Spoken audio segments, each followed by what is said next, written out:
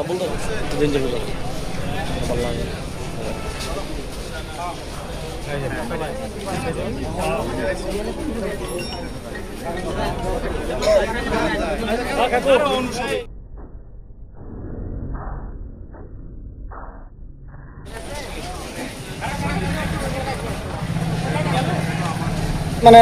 অসম গণ পৰিষদ দলৰ পৰা সমৰ্থিত প্ৰাৰ্থীলৈ সভানেত্ৰী বনাবলৈ আহিছিলোঁ। আমি আজি 6জন উপস্থিত আছোঁ সদস্যা আৰু 4জন অহা নাই। মানে নানান ধৰণৰ বয় বাবুকি দেখুৱাই মানুহকেইটা ৰখাই থৈছে, উপস্থিত থাকিব পৰা নাই। সেইকাৰণে 6জন হোৱাৰ কাৰণে হোৱা নাই। পিছৰবাৰ পৰৱৰ্তী সময়ত এটা হেৰি আকৌ এটা ডেট দিব, সেইটো ডেটত আমি আহিলে তাৰপিছত পঞ্চায়ত আমি কছাৰীগাঁও গাঁও পঞ্চায়ত। কোনে ভয় দেখুৱাইছে কোনে? হেৰি গিৰিয়েক তেখেতে কোন দলৰ সমৰ্থন হ'ব বিচাৰে সেইটো স্পষ্ট ক'ব নোৱাৰিম মই। আজি কেইজন উপস্থিত আছে আপোনাৰ? আমি আজি 6জন আছোঁ। 6জন উপস্থিত আছে। আজি মানে সভাপতি নিৰ্বাচন হোৱা নাই? আজি হোৱা নাই, 6জনৰ কাৰণে হোৱা নাই, 4জন অহা নাই কাৰণে হোৱা নাই। আপোনালোকে ইয়াৰ সন্দৰ্ভত কোনো মানে ওপৰত অভিযোগ দিছিল নেকি? হয়, আমি অভিযোগ দিছোঁ।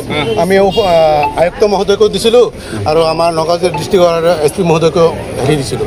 আৰু এওঁলোকে মানে কি মিছা গোচৰ দি আমাক মানে কি সদস্যসকল হাৰাশাস্তি কৰি আছে। আপোনালোকে কোনখন পঞ্চায়তৰ পৰা আহিছে? কছাৰীগাঁও গাঁও পঞ্চায়ত। আপোনালোকৰ ইয়াত ৱাৰ্ড সদস্য কেইজন আছে? 6জন।